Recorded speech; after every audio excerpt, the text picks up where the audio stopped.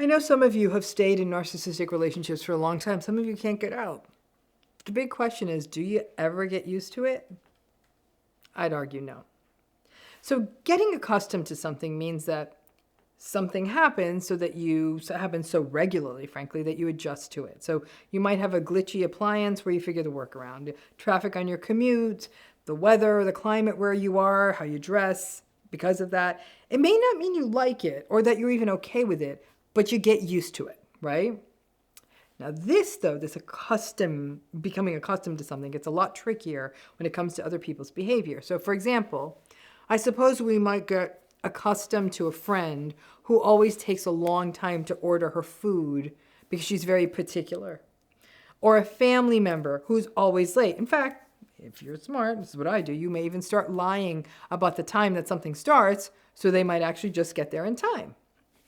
Now, human beings are incredibly adaptable creatures. We can adjust to a lot of things, and we've even evolved to use things like clothing and then shelter and now technology to adapt. That's why human beings can live anywhere. So that opens a different conversation. Do we ever, or could we ever get used to being narcissistically abused? I mean, emotional abuse, frankly, any form of being mistreated in a relationship, betrayal, lying, invalidation, gaslighting, if it happens repeatedly, and it's not going to change, we know it's not going to change, like the weather or the traffic, does it stand to reason then that we would just get accustomed and adjust to being emotionally abused? I'm going to go with a hard no.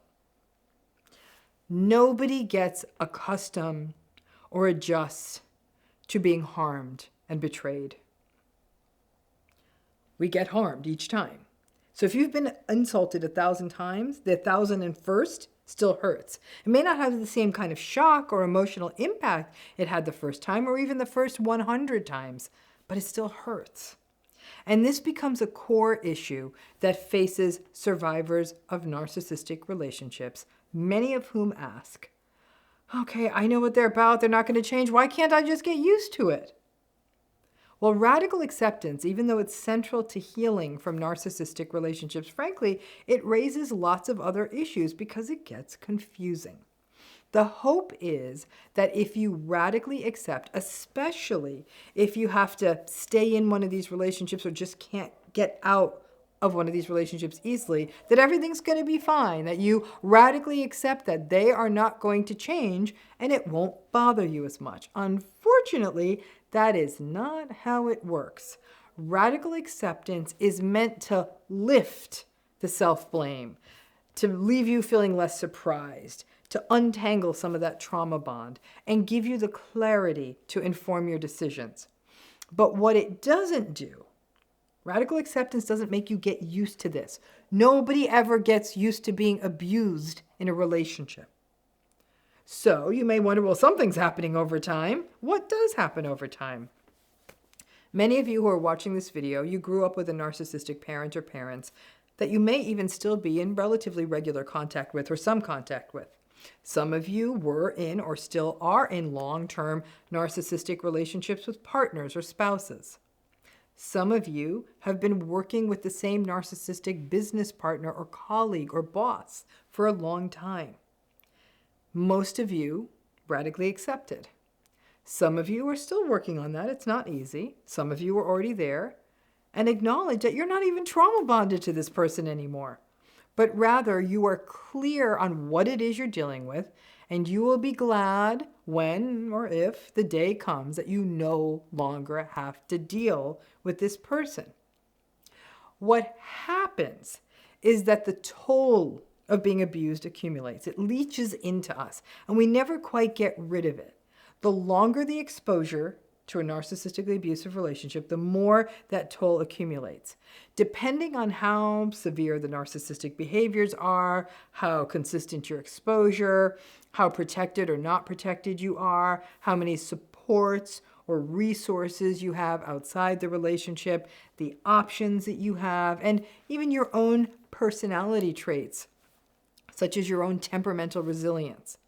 All of that will impact how this accumulated toll of the narcissistic abuse will affect you.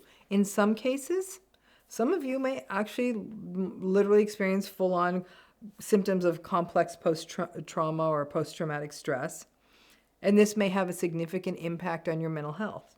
In others, you may not have quite a full traumatic stress disorder, but may find that you are more numbed, overregulated, cut off from other people, and affected by anxiety, self-doubt, self-blame, rumination, just kind of clicked out of life, a mild dissociation. In yet other situations, you may find yourself dysregulated, angry. You might even be lashing out at other people, or at least the injustice of the situation. You may find that you're hypervigilant or on edge or unhappy and you might find yourself coping in ways that aren't healthy. Alcohol, drugs, using food to soothe you, spending, risky sex, just things that aren't good for you. Because you never get used to it, to being abused. Unlike lots of things in life, when harmful things keep happening to us, we don't just acclimate, acculturate, and accommodate. We suffer, and we keep suffering. And sometimes that suffering gets so sublimated and pushed down that it takes a toll on our health. But we may portray to the world that everything's fine, I'm fine, we're good. Again, that's a form of dissociation, because everything is not fine. Nobody ever really adjusts to having their reality consistently denied and devalued, or to being criticized constantly, or to having to face contempt, or to being betrayed. We just slowly fade and get hollowed out, and we lose ourselves. One incident of someone invalidating us, no, that doesn't qualify as trauma. Decades of it, years of it, that does. For years, the assumption was that if someone didn't say something about their abuse or attempt to get out, that somehow they were signing off on it, that it couldn't have been that bad because they didn't leave and they didn't say anything, and people still say that shit. Look at how we have traditionally treated reports of child abuse and trauma. People question anyone who reports childhood or adolescent trauma years after it happens. But that's how trauma works. It's held in our bodies, often unknown to us intellectually and eroding us. Go out there and read the great books on trauma, Judith Herman, Bessel van der Kolk, Jennifer Fried, to learn more about this.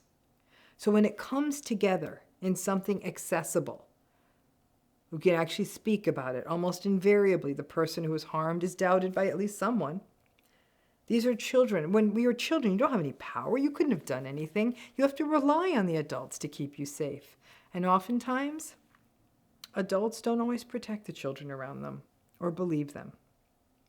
And this can go on to other victims, perhaps survivors of all forms of assault, especially if the assault took place by someone they knew, such as a partner. People may not report that kind of thing for years, and then they are questioned for having an agenda, and then they're once again re-traumatized by the legal and the justice systems. All of this percolates into the experience of the survivor.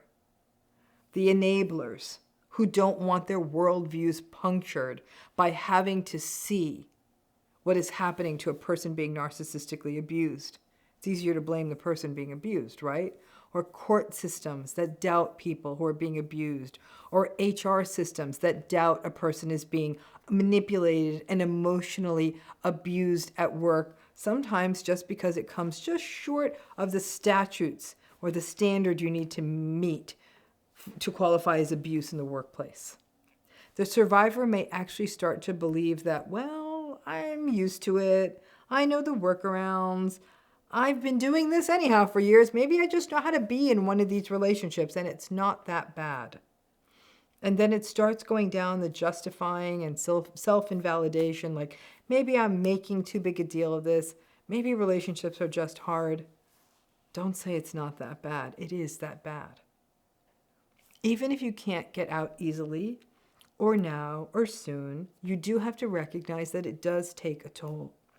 And at a minimum, to learn to break out of the mindset that I'm used to it, it doesn't affect me. It does.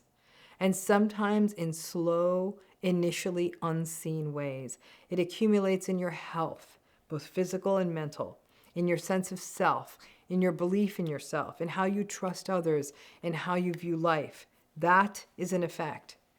That doesn't mean that you just say, great, I'm going to get sick from all of this, but rather when you're in it, to care for yourself, all the stuff, therapy, support, knowledge, preventative health care, meaning and purpose, and little bits of your life separate from them.